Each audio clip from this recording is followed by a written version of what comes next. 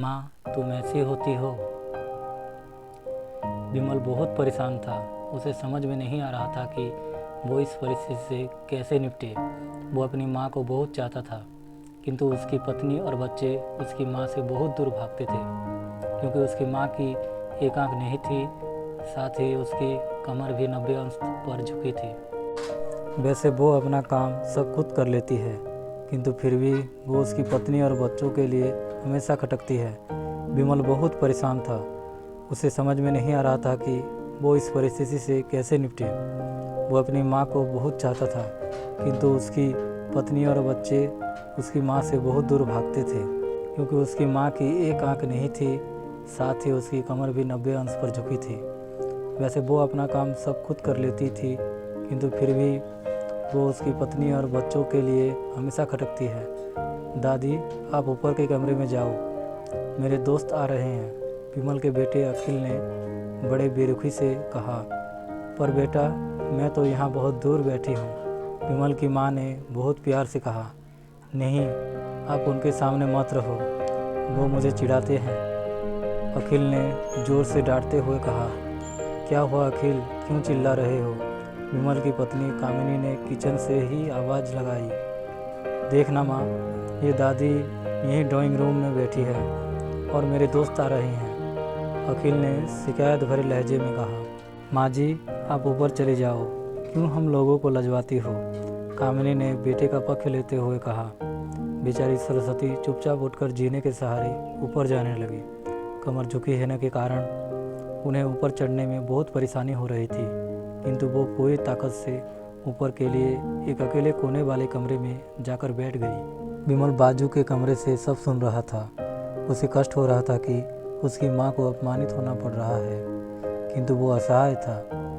अगर वो कुछ कहता है तो पत्नी और बच्चे उसका विरोध करने लगते हैं। दूसरे उनके तर्क भी सही लगते हैं, क्योंकि वो एक प्रशासनिक अधिकारी था। उसका सामाजिक स्तर बहुत ऊंचा था। उसकी ससुराल भी एक उच्च घराने में थी, अतः वो चुपचाप इस तरह हर दिन अपनी माँ को अपमानित होते देखता रहता था। रात को विमल की पत्नी ने कहा, देखो जी, अब कुछ करो। कल कलेक्टर साहब की पत्नी आई थी। माँ जी अपनी देसी धुनधारा में उनसे मिली। मुझे बहुत शर्म आ रही थी, बताते हुए कि ये मेरी सास है। मैंने कह दिया कि दूर की रिश्तेदार हैं, इलाज कराने आई हैं। विमल को रोना आ गया, किंतु फिर भी वो चुप रहा। उसे समझ में नहीं आ रहा था कि वो क्या करे। अपने बेटे की मनस्थिति को सरस्वती अच्छी तरह से जानती थी, और बेटे को कोई कष्ट ना हो इसलिए वो हर बात को चुपचाप सह लेती थी। विमल बहुत उदास रहने लगा। एक तरफ परिवार और सामाजिक स्तर पर जीने की प्रतिबद्धता थी, तो दूसरी ओर माँ। आखिर माँ से अपने बेटे की ये हालत नहीं देखी गई। एक दिन उसने अपने बेटे से कहा, विमल, बहुत दिन हो गए हैं, मैं अपने गांव जाना चाहती हूँ, मुझे वहाँ पहुँचा दो, मेरा यहाँ मन नहीं लग रहा। किंतु माँ, वहाँ तो कोई नहीं है, तुम्हारी देखभाल कौन करेगा? विमल ने आश्चर्य से पूछा। अरे सब गांव वाले तो हैं, और वो तुम्हारे मामा जी तो उसी गांव में रहते हैं, और फिर हम सारी व्यवस्थाएं कराएंगे ना। कामनी को तो जैसे मन की मुराद मिल गई हो। हाँ बेटा, बहुत सही कह रही है, सरस्वती ने लंबी सांस लेते हुए कहा। विमल जानता था कि गांव में माँ की देखभाल करने वाला कोई नहीं है, लेकिन अपनी पत्नी की जिद के कारण वो अपनी माँ को गांव छोड़ने पर विवश हो गया।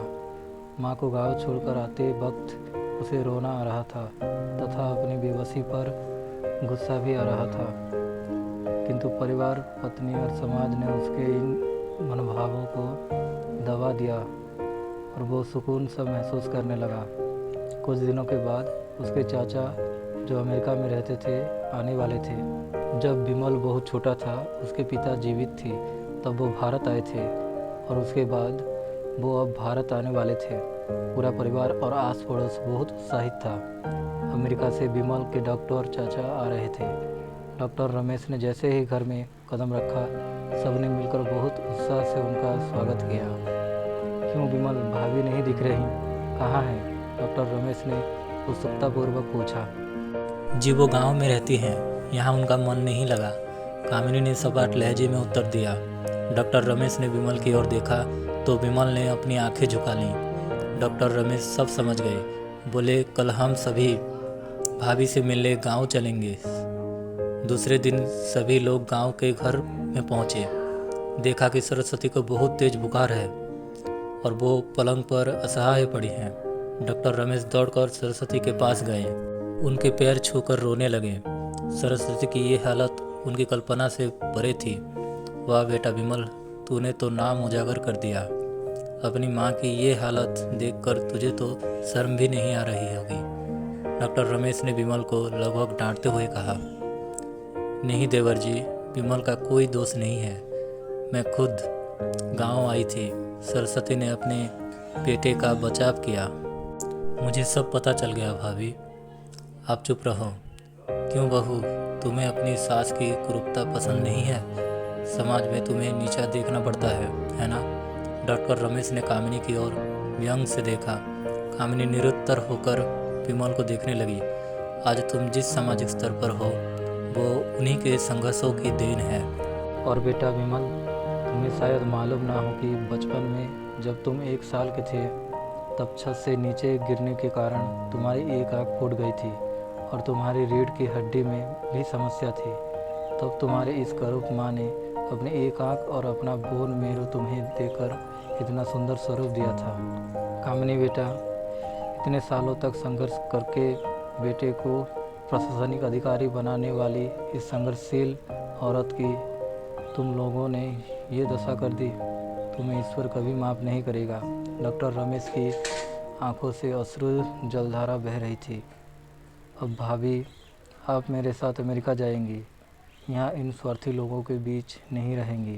डॉक्टर रमेश ने सरस्वती से कहा। विमल को काटो तो उसके शरीर में खून नहीं था। डॉक्टर रमेश जो उसके चाचा थे, उन्होंने जो राज बताया उसके बाद तो विमल को यही लग रहा था कि उससे ज़्यादा पापी इंसान इस दुनिया में कोई और है ही नहीं। वो दौड़ता गया और माँ सरस्वती के कदमों से लिपट गया। माँ, मेरा अपराध अक्षम है। मैं जानबूझकर चुप्पी साधे रहा, आपका अपमान करवाता रहा। अब सिर्फ आप ही उस घर में मेरे साथ रहेंगी और कोई नहीं। विमल ने अग्नि दृष्टि से अपनी पत्नी और बच्चों को देखा। कामिनी को भी बहुत पश्चाताप हो रहा था। ये तो उसकी हिम्मत नहीं हो रही थी कि वो सरस्वती से आँख मिलाए। सरस्वती ने कामिनी की मनस्थिति को समझकर उसको चुप करवाते हुए अपने पास बुलाया और विमल को डांटते हुए कहा, खबरदार, जो मेरी बहू को मुझसे अलग करने की कोशिश की तो तुझे ही घर से बाहर निकाल दूंगी।